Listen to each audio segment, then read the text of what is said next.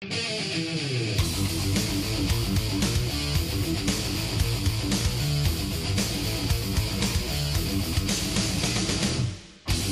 off of wrestling. Let's get into MMA. You got Strikeforce coming up. November 7th. Yes, sir. You got the card in front of you? I'll pull it up right now. Okay, I got it, I think. Yeah, I got it. Okay, break it down. Fedor versus Brett Rogers. I'm telling you, Fedor's going to lose. And then we got Jake Shields, Jason Mayhem Miller. We got, I can never say this guy's name, Gagard Musasi versus Sokujodu, whatever it is, Sokudoju. I can never say his name either. And Fabricio Werdum and Antonio Silva. That's a pretty good card right there to me. So, explain to me why you think it's going to be the end of an era with Fedor. I think Brett Rogers, like I said last time, I think Brett Rogers is hungry.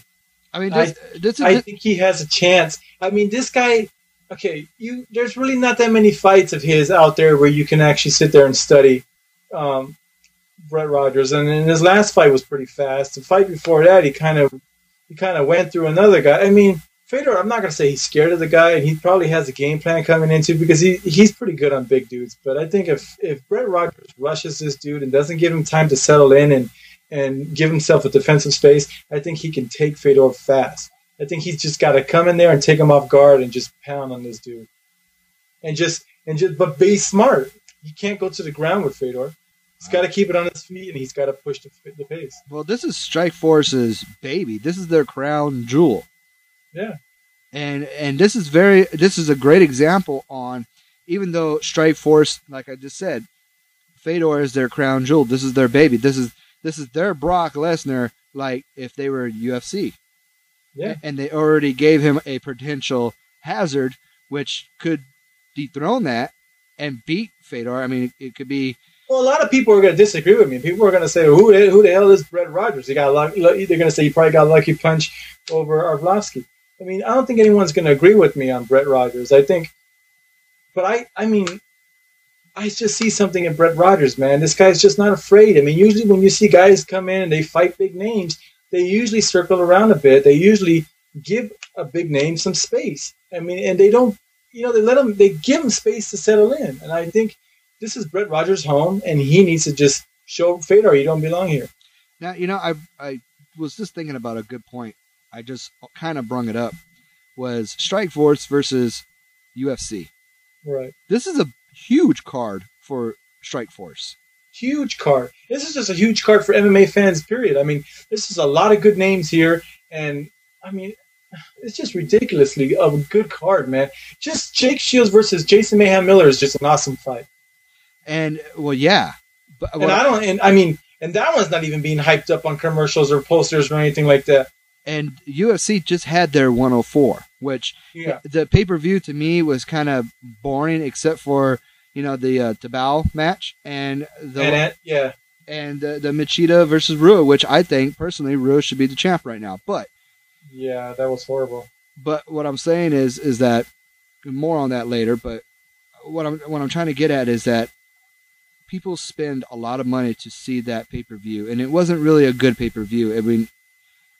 It was one of those pay-per-views that it was epic that there was a highway robbery and that, everybody should see that. But Strikeforce, their card is almost better than 104, and they're doing it for free. For free. I mean, these fights are amazing. Musasi versus Sokujo. I mean, dude, that's an amazing fight alone. Sokujo, whatever his name is, Sokujo just beat Sap at Dream 11, I believe it was. Well, who hasn't beat Sap?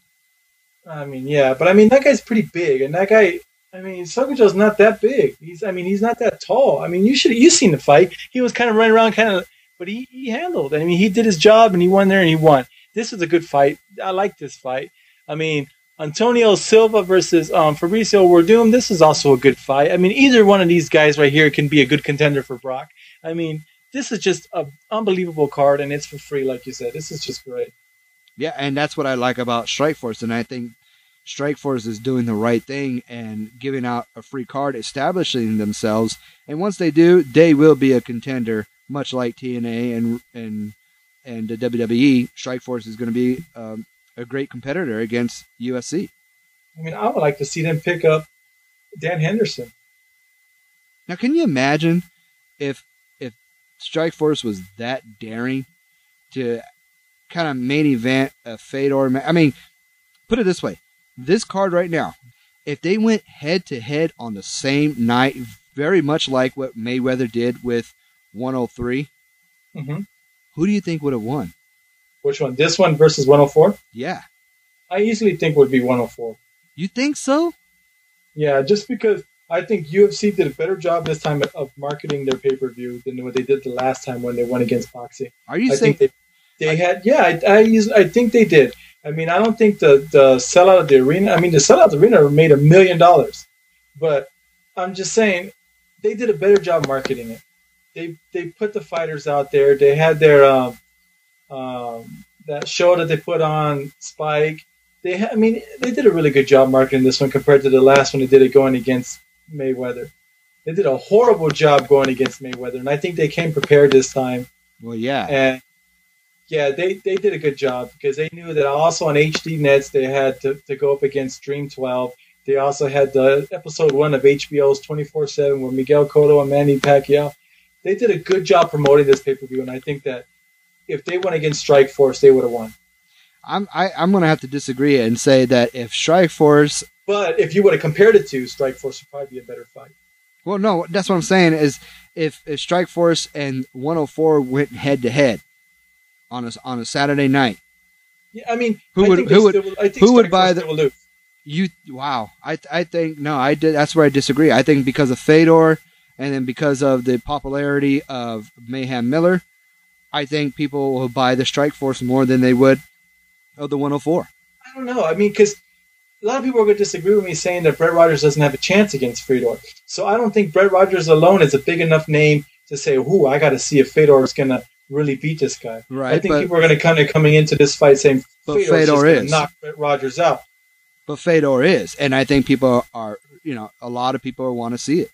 And I just think UFC did a good job of promoting the Rua and Machida match, and they did a good job of showing that these two guys can easily put up a good fight, which they did. I thought Machida and Rua did a good job that night. It's just the judges jacked it up, and it just happened to be a disaster. But I thought the match was it was an even match, and it was a good card. I thought the whole pay-per-view was pretty good for me, but I don't think that Strikeforce had a chance against this card. I mean, UFC really stepped it up this time and did a better job.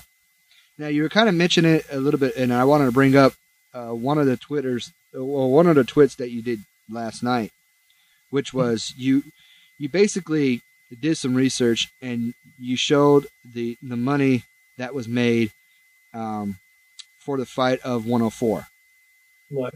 And then you had another. You kind of compared it to another one, which actually was a lesser of a card, but made almost twice as much. Right. Which one was that? But that card was two huge names at the time. What? We had the return of Gracie, Royce Gracie. Yeah, that's right. That's right. And Matt Hughes, who was just a big name at that time. Right. So, I mean, and you also had the sport just doing really good at that time. It was just hot. It was fresh. It was sparking up again. It was doing a really good job. And now, I think it was different because you also got to take in factor that the economy is a little bad now. So that was a big thing. And not only that, the numbers that they got in this card for two guys that a lot of people didn't know who they were was just amazing. I mean, I was telling people I'm going to go see the fight this weekend. Who's fighting? Machida and Rua. Who? No one knew who that was.